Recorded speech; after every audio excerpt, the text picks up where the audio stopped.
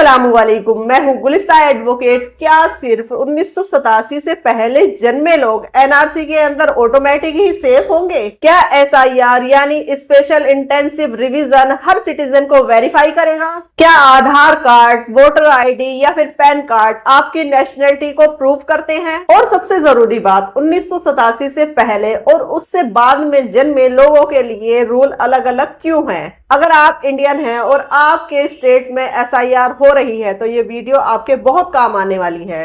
NRC का मतलब है नेशनल रजिस्टर्ड सिटीजन्स, एक ऐसी लिस्ट जिसके अंदर ये दर्ज होगा कि कौन इंडियन सिटीजन है और कौन नहीं है। तो सबसे जरूरी बात तो ये कि पूरे देश के अंदर एनआरसी अभी लागू नहीं हुई है, ये सिर्फ असम के अंदर लागू हुई थी, जिसको सुप्रीम कोर्ट ने भी मॉनिटर किया था। और एनआरसी कोई रिलीजन बेस्ड नहीं होती है, ये सिटीजन बेस्ड होती है। एनआरसी का जो पर्पस है वो हर सिटीजन को वेरीफाई करना है, ना कि उनको टारगेट करना। इंटरनेट पर जो फेयर सर्कुलेट होते हैं वो ज्यादातर पॉलिटिकल या फिर मिस इन्फॉर्मेशन है। Real NRC simple a citizen verified process है। अब बात करते हैं एसआईआर स्पेशल इंसेंटिव रिवीजन क्या होता है। देखिए, एसआईआर एनआरसी के साथ चलने वाला एक सिंपल वेरिफिकेशन प्रोसेस है। सिंपल शब्दों में एसआईआर एक डबल चेक मैकेनिज्म है जो डाउटफुल एंट्रीज को दोबारा वेरीफाई करता है।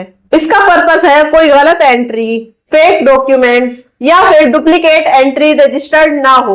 एसआईआर का यूज असम के अंदर एनआरसी में हुआ था और फ्यूचर में एसआईआर का प्रोसीजर एनआरसी में यूज किया जाएगा, इसकी पॉसिबिलिटीज हैं। तो एसआईआर कब शुरू होता है? जब गवर्नमेंट को ऐसा लगता है कि कुछ लोगों ने गलत डॉक्यूमेंट्स बनवाए हुए हैं, या उनका वेरिफिकेशन वीक होता है, या फिर लिस्ट के अंदर डबल केसेस बहुत ज्यादा होते हैं, तब एसआईआर लागू होता है, क्योंकि ये सिटीजन के अगेंस्ट नहीं है बल्कि एक्यूरेसी की लिस्ट है। अब हम 1987 वाले रूल को एक्सप्लेन करते हैं। 1987 का बर्थ रूल जो एनआरसी प्लस एसआईआर दोनों में ही आइडेंटिटी वेरिफिकेशन का बेस होता है। सिटीजनशिप एक्ट 1955 के रूल के हिसाब से जो लोग 26 जनवरी 1950 और 1 जुलाई 1987 के बीच में पैदा हुए हैं, ये लोग ऑटोमेटिकली ही इंडियन सिटीजन हैं, चाहे उनके पेरेंट्स का स्टेटस कुछ भी रहा हो। बस जरूरी है कि वो इंडिया के अंदर पैदा हुए हो। This is the strongest category. अब 1 जुलाई 1987 से 3 दिसंबर 2004 के बीच पैदा हुए लोगों के लिए जो रूल है वो सिटीजन तब बनेंगे जब उनका बर्थ इंडिया के अंदर हुआ हो, उनका कोई भी एक पेरेंट इंडियन हो। फॉर एग्जाम्पल, अगर 1994 के अंदर आपका बर्थ है तो आपकी मदर इंडियन होनी चाहिए, तो आपकी नेशनलिटी 100% है। नंबर 3 दिसंबर 2000 से 4 के बाद के जन्मे लोगों के लिए रूल क्या है?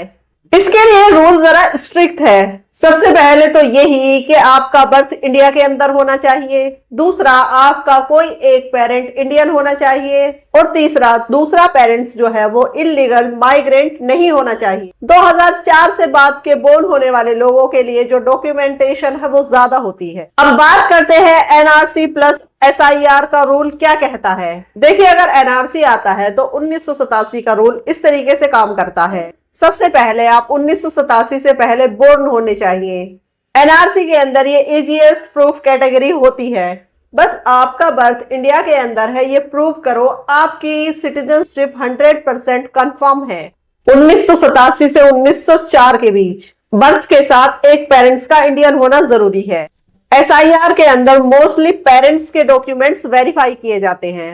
2004 के बाद बोर्न, बर्थ इंडियन होना चाहिए, पेरेंट्स आइडेंटिटी क्लियर हो, पेरेंट्स का लीगल स्टेटस हो, क्योंकि एसआईआर यहां पर एक्स्ट्रा वेरिफिकेशन करेगा। So overall 1987 your citizenship formula, SIR your verification filter, NRC your registration platform. अब लोगों के अंदर सबसे बड़ा डर कि अगर डॉक्यूमेंट्स नहीं हुए तो क्या होगा। तो सबसे पहले आपको रिलैक्स रहने की जरूरत है, क्योंकि एसआईआर और एनआरसी दोनों के अंदर ही एक्सेप्टेबल डॉक्यूमेंट्स की लॉन्ग लिस्ट है। देखिए, आपको बर्थ प्रूफ के अंदर क्या अल्टरनेट मिल सकता है। सबसे पहले तो बर्थ सर्टिफिकेट, दूसरे नंबर पर स्कूल का कोई सर्टिफिकेट जैसे 10th या 12th की मार्कशीट, मैट्रिक का एडमिट कार्ड, हॉस्पिटल का record, panchayat certificate, passport, ration card और आधार कार्ड सपोर्टिव डॉक्यूमेंट्स में अब आपके पेरेंट्स के इंडियन होने का क्या प्रूफ है? इसके अंदर आपको voter ID, passport, land record, employment record, school certificate, electricity bills और any official record before 2014। NRC के अंदर जो है फ्लेक्सिबिलिटी होती है। आधार अकेला सिटीजनशिप प्रूव नहीं करता है। आधार जो है वो एक सपोर्टिंग एविडेंस है, उसका डॉक्यूमेंट है। तो अब इसके अंदर एसआईआर का क्या डॉक्यूमेंटेशन होगा? देखिए, एसआईआर डॉक्यूमेंट्स को डबल चेक करता है, जिसके अंदर डुप्लीकेट एंट्रीज को रिमूव करना है, फेक वोटर लिस्ट को डिटेक्ट करना है, विलेज लेवल वेरिफिकेशन करना है, family trees matching system use करना है, पेरेंट्स और चाइल्ड के बीच लिंकिंग करता है। सिंपल शब्दों में एनआरसी एक लिस्ट को बनाता है और एसआईआर का मतलब होता है उस लिस्ट को साफ सुथरा बनाना। अब हम बात करते हैं कि इसके अंदर सुप्रीम कोर्ट का क्या कहना है। सुप्रीम कोर्ट का कहना है कि किसी भी सिटीजन को बिना सुने इनलीगल डिक्लेयर नहीं किया जा सकता है। एनआरसी के अंदर डॉक्यूमेंट्स जो है वो फ्लेक्सिबल होने चाहिए। एसआईआर जो है वो सिर्फ वेरिफिकेशन एक्सरसाइज है। हर सिटीजन को जो है वो फंडामेंटल राइट प्रोटेक्ट करता है, यानी कि हमको फेयर नहीं सिर्फ अवेयरनेस चाहिए। तो आई होप अब आपको सारी क्लियरिटी मिल गई होगी। अगर इसके बारे में आपका कोई सवाल है या फिर आप हमें कोई जानकारी देना चाहते हैं तो आप हमें कमेंट सेक्शन में पूछ सकते हैं। और ऐसी ही लीगल इंफॉर्मेशन के लिए आप हमारे चैनल को सब्सक्राइब करना बिल्कुल ना भूलें। तब तक के लिए आप अपना बहुत सारा ख्याल रखिएगा। Thanks for watching. Have a good day.